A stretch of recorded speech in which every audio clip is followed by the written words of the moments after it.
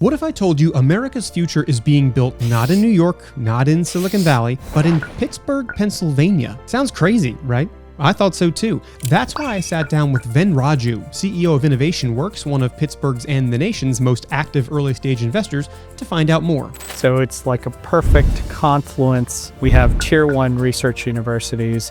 We have a strong technical talent. We have a capital efficient place to start and scale a business. Turns out the city has world-class talent and game-changing ideas, but there's a critical piece of the puzzle missing. A flaw in the flow of money that's preventing the city from being synonymous with success. So last year, the region saw about $1.89 billion of capital inflows into tech companies. Of that $1.89 billion, roughly 2% of it comes from resident sources. That's right. Just 2 cents on every dollar invested into the Steel City comes from within it, which is too bad because Pittsburgh is cranking out more unicorns than ever before, but it fails to hold fast to the flywheel of wealth created. That is the key to the flywheel. Today on Thought Leaders, Ven lays out the exact blueprint for that flywheel, turning this underdog city into an economic powerhouse. $5 or $10 billion in the next 3 years, I think it's in the realm of possibility. We'll read that blueprint together on Thought Leaders. Think in your mind for a second about the geographies where great startups and venture capital lives. My guess is that you're going to say Silicon Valley or somewhere in the Bay, maybe out west, maybe New York. But what if I told you that it's actually right here in Pittsburgh, Pennsylvania? You probably wouldn't believe me much because I'm just a guy who drinks beer on camera. However, today I'm joined by Ven Raju, CEO of Innovation Works, who knows a little bit more about that and can tell us about the Pittsburgh venture market. Ven, thanks very much for joining me today. Thank you for having me. It's great to be here. And I can't wait to share that conversation over a flight of Pittsburgh's finest. We begin right here with Cinderlands. This is an Irish stat, as they say, not stout. Thanks for being here, and cheers.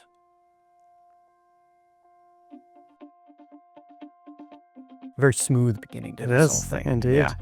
Very light, and that's where we'll start here.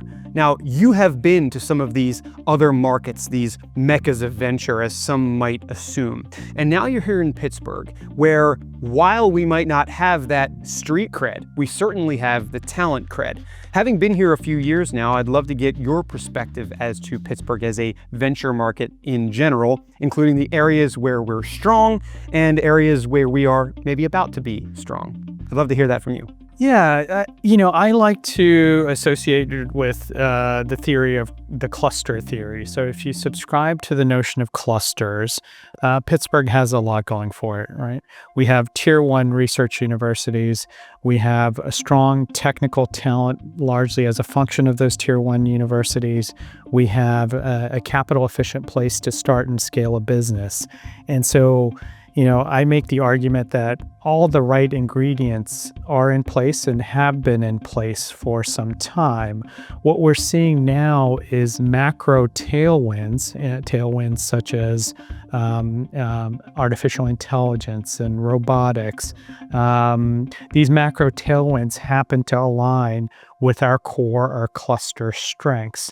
So it's like a perfect confluence of events and factors that is now contributing to accelerated growth of the venture ecosystem here in the region.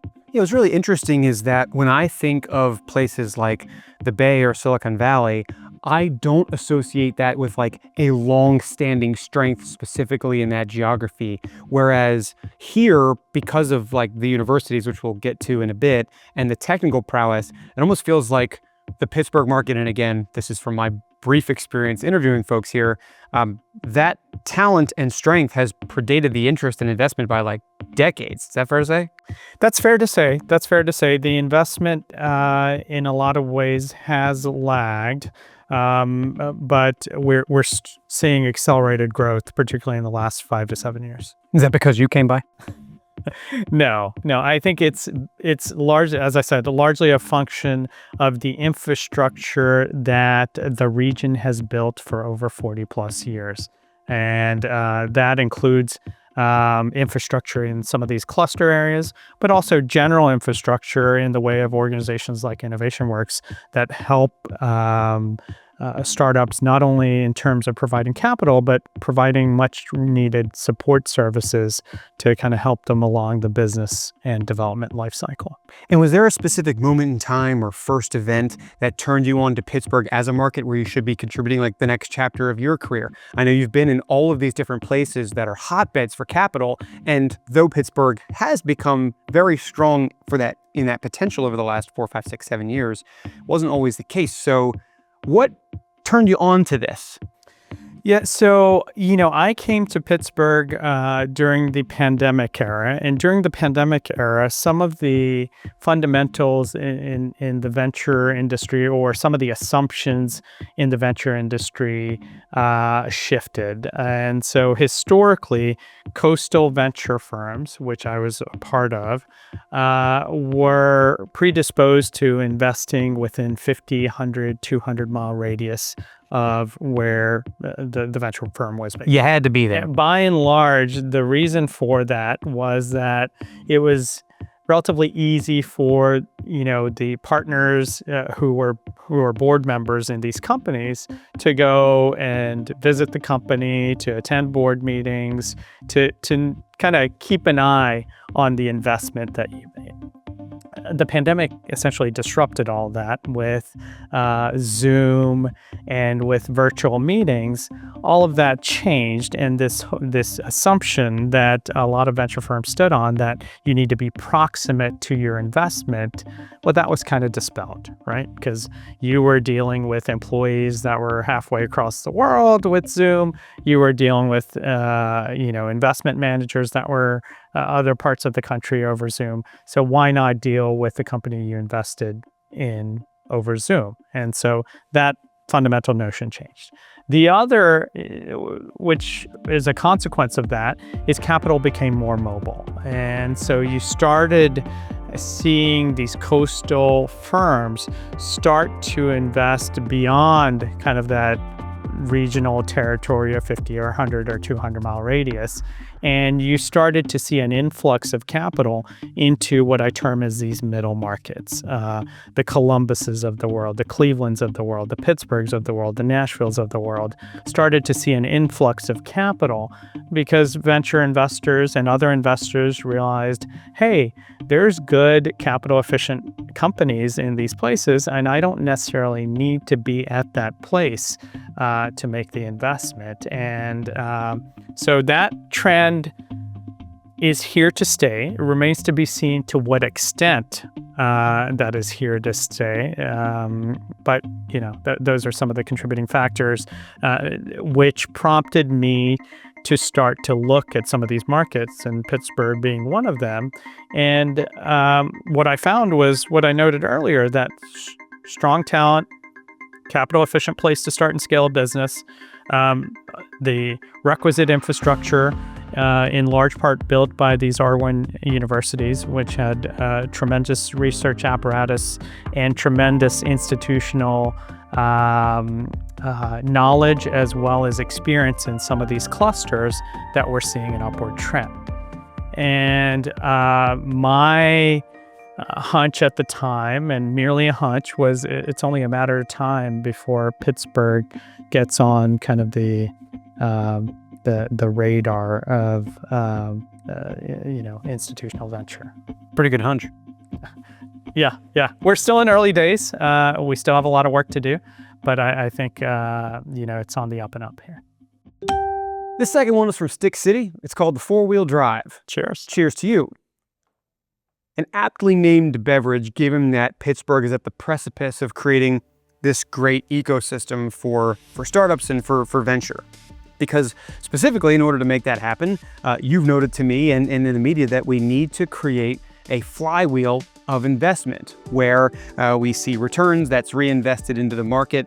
And it's interesting because given that prowess that this market has had for the last 30, 40 plus years, you've noted that resident capital investment from here has lagged behind some of those other middle markets that you've just finished talking about. I'd love to get your perspective on how to kickstart that flywheel, and maybe eventually put it into 4-wheel drive. Sure. Let me back up, provide a little bit of background and context here. So last year, the region saw about $1.89 billion of capital inflows into tech companies. That's roughly 10x of where the region was 10 years ago. Of that $1.89 billion, $1 billion of it came from institutional venture investors, which is the first time in the history of the region we saw $1 billion in institutional venture investment. Seems like good progress. Which is saying a lot. So institutional venture investors are different than strategic investors or other type of investors. They are investing in companies that have the propensity to provide them financial return. So you are seeing very sophisticated investors on the coasts viewing this market as a place to garner returns. So they are making bets with the hope that they're going to see outsized returns from the region. And so that's all kind of this upward trajectory that I've been talking about the region. Of that $1.89 billion, roughly 2% of it comes from resident sources. So people who are here, well-to-do, individually wealthy people who just happen to live in Pittsburgh. Institutional investors, early stage venture firms, angel investors. Okay. And of the institutional investors, IW being one of them, and IW is the largest one here in the region. In fact, IW is one of the most active early stage investors in the country, the most active in the Commonwealth, and by far the largest here in the region, at least in terms of early stage investing through our accelerator programs, seed fund, revolving fund, Riverfront. We have a number of funding vehicles that deploy capital here into the region. Having said that, we're at this 2% of overall capital inflows in terms of regionally speaking. If you look at comparable, not tier 1 markets, but tier 2 burgeoning markets, the Nashvilles of the world, the Raleigh-Durhams of the world, generally resident capital accounts for 25 to 30% of overall capital inflows. Over 10 times more. Over 10 times Well, what gives? Yeah. So, I think, given the nascency of the venture market, given that we're on this cusp of being burgeoning, there's a real opportunity for us to increase that share of resident capital.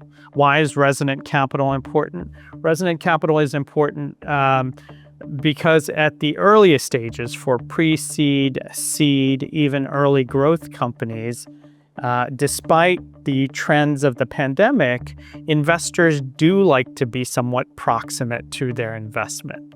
So a lot of the investment that's flowing into the region, the $1.89 billion, is by and large going to growth in late stage companies. So if you're a company going from $20 million in revenue to say $50 million in revenue, the institutional investors on the coast will find you and they will invest.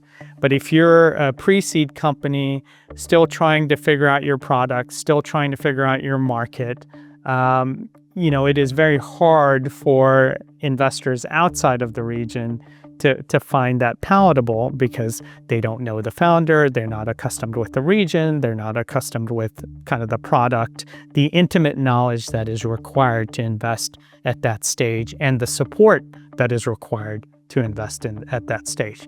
So that is why it is all the more important that we bolster resident capital so that we're able to create more of these companies that grow on to growth in later stages that are being flooded with capital. And so how do we ensure that companies that would otherwise survive in markets that are capital rich survive here? The only way to do that is to increase the share of resident capital. And what that creates is a greater proportion of companies that go on to raise subsequent financing rounds, that go on to growth stage, that go on to late stage, that eventually turn into unicorns. And there you have the flywheel effect. And those unicorns have a number of individuals that make outsized returns through exits. They go on to start the next generation of companies, and there you go. And therein lies the flywheel. The flywheel, exactly. Yeah, it's interesting because with resident capital being so low, and because of the nature of having to invest here locally with folks who are maybe seed or pre-seed, certainly pre-revenue in a lot of cases. Do you think it's anything to do with this environment or this market wanting a surer bet in its investments, so it's more likely to go with the more mature organizations, kind of like the coastal firms would do? It still blows my mind how small that percentage is compared to like in Nashville. What does Nashville have that we don't have? What does Raleigh have that we don't have? I don't know, probably nothing. I would like to say that we got the strongest market out there. So is it just a confidence issue? Is it a PR branding issue? I mean, like, what the heck is it, do you really think, underneath the numbers? Well, I think the nascency of the venture market here, it is a very nascent market. It is just starting to really take off by way of these sector tailwinds that I was talking about, sector tailwinds in artificial intelligence and robotics. So I view this as an opportunity for the region to really double down. And that double downing can come in a number of ways, right? One is, how do we bolster resources for the investors that are here in the region already? Whether that's investors like IW, whether that's private sector investors, how do we ensure that they are getting the requisite investment to appropriately support this growing ecosystem? The second is, how do we ensure that these coastal investors that are investing in the region at growth or late stage are able to play at an earlier stage if their thesis allows it? And that entails them setting up flag posts here in the region. So how do we make this an attractive environment where we can conceivably have the Andreessen Horowitz or the Bessemers plant flag posts here? My view is that it's only a matter of time before a lot of these things happen. But there are things we can do as an ecosystem to ensure that we are moving the needle on this. And IW is doing its part, as I noted earlier, in terms of launching new funds so that our capital capacity increases as the ecosystem grows and develops. This next one's from Dancing Gnome, popular for its IPAs, and this one's called the Pounce. Cheers. Cheers. You noted at the top that alongside our industry prowess, we have academic institutions like Carnegie Mellon, which seem to be constantly churning out these tech geniuses, robotics wizards, all these great people. And that's to speak nothing of the other universities here in town as well, producing similar talent. So as we talk about building that flywheel, that of course begins with getting the first seeds of that change. My guess is you got to pounce on talent coming out of those universities. How do we begin the investment there? How do we begin the enthusiasm there to ensure not only that we are capitalizing on those new grads or maybe in-progress students, but also keeping them here? Yeah, I think, as you noted, the R1 universities here in the region have and continue to attract tremendous talent. And Pittsburgh, University of Pittsburgh, is one of the few universities that has garnered over $1 billion in terms of NIH funding. Carnegie Mellon is preeminent for burgeoning fields like artificial intelligence and robotics. And how do we ensure that talent stays here? So one is ensuring that we have a vibrant entrepreneurial ecosystem. I would make the argument that a sizable subset of these talented folks that are at these universities have entrepreneurial aspirations. And to the extent that we as a region can fulfill their entrepreneurial aspirations right here, that puts us in a better position to ensure that they stay here. The other is a significant corporate safety net, which Pittsburgh once upon a time did have. So in my understanding is in the mid-1980s, there were more Fortune 500 companies that were based in Pittsburgh than anywhere else in the country. And so I think bolstering both of those ensures that talent stays here to the extent that they find entrepreneurial opportunities, and those entrepreneurial opportunities work. Godspeed, they go on to create these unicorns and create that flywheel effect. To the extent that the entrepreneurial opportunity does not work, they have a corporate safety net here that they can fall back on. And those are, I think, the two kind of the business elements that could ensure that a talent stays right here in the region. And when I looked you up even long before this interview, I saw that you had bios within many of the schools, that you're a constant presence there as well as here. What are some of the things that you're doing in terms of programs to maybe scout this sort of talent early, whether it be sponsoring of certain things or whether it be directly being involved? Can you tell me a little bit more about that? Sure. So in fact, it's timely in that we have the AI Robotics Venture Fair that is coming up. That's in collaboration with Carnegie Mellon University. And we bring the best and brightest from around the region who have companies or ideas in those realms to present to a subset of institutional investors. And it is the only event of its kind.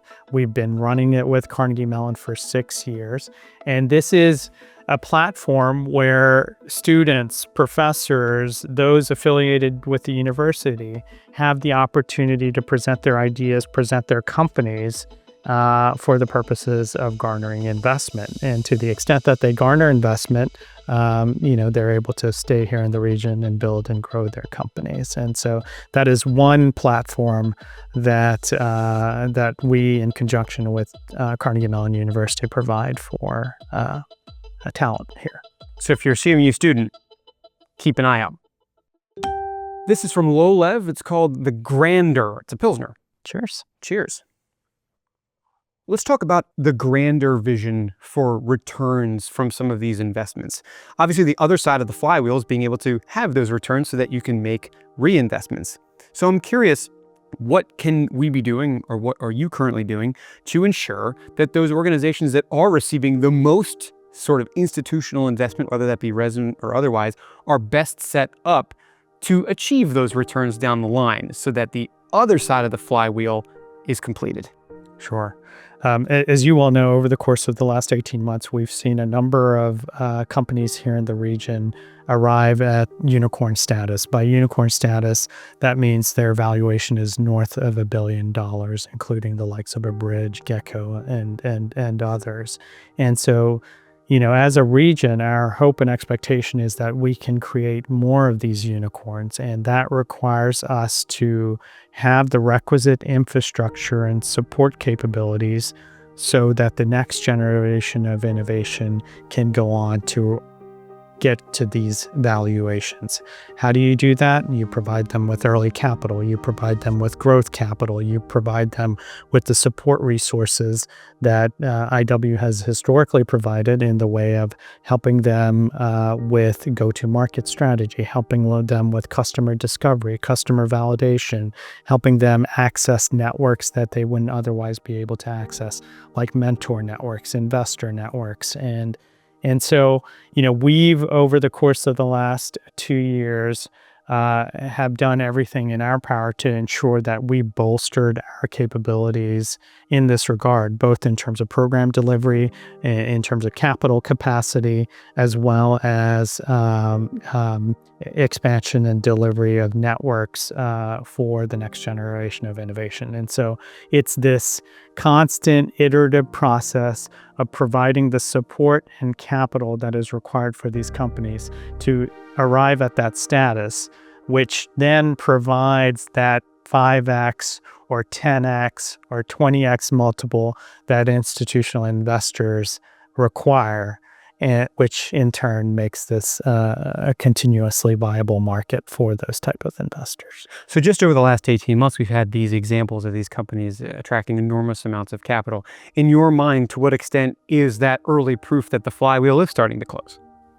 Yeah, I think it's certainly a signal. Now, these companies need to go on to provide liquidity events for their institutional investors and their employees and others. And to the extent that we're able to create these types of companies in a consistent and recurring fashion, and that's the key. That is the key to the flywheel. And to do that, the argument that I'm making is you need to have the requisite ingredients of support and early stage capital here in the region to create that platform, to create that early bench that can go on to conceivably have these liquidity events and then plow it back forward. This next is a very colorful can. It's called WDVE Hops from Dough Daddy. So cheers to that. So when I look at this, I think of a rock concert. And like any great rock concert, it occurs when great instruments are brought together to produce a lovely symphony of sound. Now, I think of some of these companies that have raised a ton of money here and attained unicorn status. I think about folks like Skilled AI, which have developed this general purpose brain for robotics. And obviously robotics we're strong in, AI we are strong in as well. But I know that you have an interesting perspective on the cross application of these technologies. We've spoken about Abridge, we've spoken about Gecko, who have managed to do that in some way. In what ways do you see that continued cross application serving as the base for the next great wave of Pittsburgh-based companies? Yeah, you know, I think the companies that leverage the strengths and assets of the region are likely to have the best chance of success. So you noted two companies, for instance, Gecko is leveraging the industrial roots, strengths, and talent and combining that with our competencies in robotics and artificial intelligence to provide a solution or a suite of solutions that provide value to industrial companies. And similarly, Abridge is leveraging our longstanding strength in life sciences and digital health and marrying that with our competency and capability in artificial intelligence to provide a solution that is of value to clinicians. And I think there's those type of companies that cross-pollinate both strengths, institutional knowledge in the region with kind of core competencies are faring really well. Now, is that a model for other companies? TBD. But you know, I think you're going to see more of that cross-pollination in the years to come. I got to ask then, because everybody wants to see around the corner. Yeah, everybody wants to see the next Gecko. That's probably why you're in the gig, to find those folks. Anybody here in the IW bubble that you think is doing that cross-application particularly well right now? Well, we have a number of great companies. I'm sure. I know you got to give the line, but come on, man. I want to know the secret sauce. We have a number of great companies that come out of our accelerator program, that come out of our seed fund, that come out of Riverfront, that come out of our revolving fund. It's really, you know, our ability to deploy capital and ensure that these companies have the necessary seed, pre-seed, and early capital is as important as the support services that we provide these companies. And we are in a position in terms of being a venture development organization that has the ability to invest tremendously into these support offerings, which, you know, kind of traditional venture investors do not. And so I would encourage, you know, companies here in the region that are not familiar with IW, that, you know, really don't know our programming or investment vehicles, to come reach out and, you know, so that, you know, we can be helpful in their growth journey. And the good news, folks, here is that we're going to put out a few more episodes after this as part of this mini-series. And we'll talk to a couple of those within the IW bubble that I reached out to and whose stories I like. So maybe together we'll help you see around the corner just as Venn does. So we bring it back to where it all started, right here at Pittsburgh. This is the Pittsburgh Pale Ale from Hop Farm. Cheers. Cheers to you. Now, having traveled the world of venture and landed here in Pittsburgh over the last 3 years, you have seen how we have taken advantage of tailwinds coupled with our local strengths to produce the current wave of great Pittsburgh companies. Now we turn to the future, and I get to ask you about what you would like to see or maybe expect to see out of Pittsburgh in terms of this world for the next 3 years. What milestones do you think might happen between now and then that help you understand that the flywheel is truly closing? We are building the next great wave of Pittsburgh companies. Everything we've talked about to date, I want to hear about that, and then I'll ask you for some advice for founders who might be watching this. but let me get that 3-year outlook from you. Sure. I think the venture ecosystem will continue to grow here. And I think it will continue to grow at an accelerated pace as we've seen in the last 3 to 5 years. I think another way to put it is this is our moment, and the onus is on us to harness this moment. The extent to which we harness this moment remains to be seen. That means, are we going to go from $1.89 billion in 2024 in terms of aggregate investment to $5 or $10 billion in the next 3 years? I think it's in the realm of possibility. Oh, it can't be sweet. I think it's in the realm of possibility. But the onus is on us as a region to ensure we have the right infrastructure, the right resources to really create that next generation of innovation right here. What do you think is the one most important thing we got to do then? I would say there are a number of things. One of the things we've talked about extensively is bolstering resident capital. And I think that is one leg of the stool that we can work on as a region. The other is, while we have tremendous tech and scientific talent here in the region, the depth and breadth of our C-suite talent, while we have a plethora of C-suite talent right here in the region, it's not to the extent of some of the other burgeoning markets, or in certainly the developed markets. So how do we ensure that we are able to attract C-suite talent that can come on to these startups and really help them on the business side is something that we're thinking about at IW in terms of expansion of our mentor networks and support networks, but something that the region, I think, should also be focused on to ensure that we're able to marry that strong technical talent with the requisite kind of business talent to ensure that these companies get to that flywheel. That's right. And one final question, directly applied to that talent. It's possible, nay probable, that the next generation of thought leaders are watching this Thought Leaders, and maybe will even appear on Thought Leaders at some point down the line. But to get there, they need great companies, they need great capital, and they need great advice.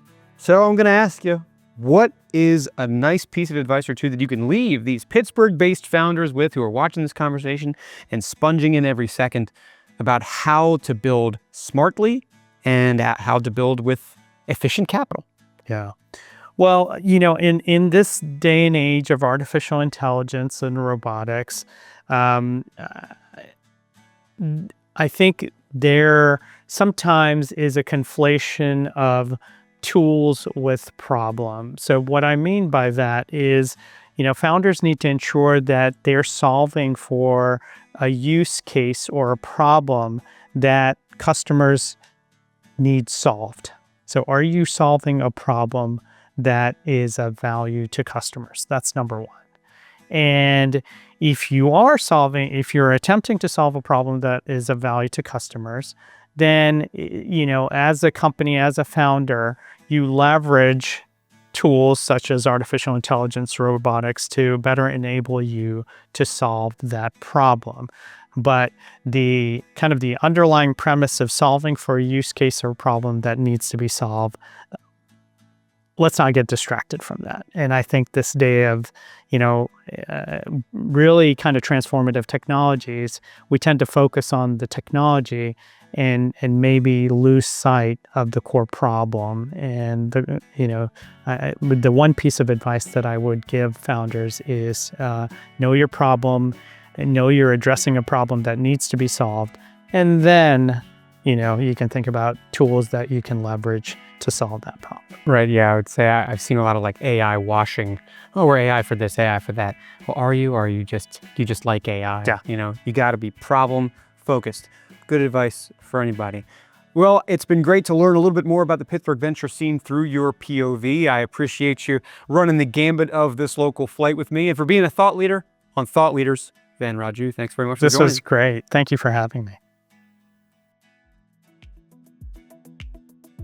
All right, I hope you enjoyed that interview with Ven from Innovation Works. I'm actually here right now in the Tech Forge in Pittsburgh, where Innovation Works has a space for its Portcos. And this is a nice little way to announce that we're kicking off a mini-series with Innovation Works. We're starting with this interview with Ven, and over the next couple episodes, we'll feature some great founders tackling some truly great problems, taking advantage of the industry strengths that we have right here at home and the industry tailwinds that are meeting us here. So hopefully by the end, you'll get a picture of some of the great stories being told, and more importantly, learn the case for why great investments need to stay right here in Pittsburgh. And oh, by the way, we'll share a couple of great flights of local craft along the way. So thanks again for tuning in to this one, and we'll see you for the next one.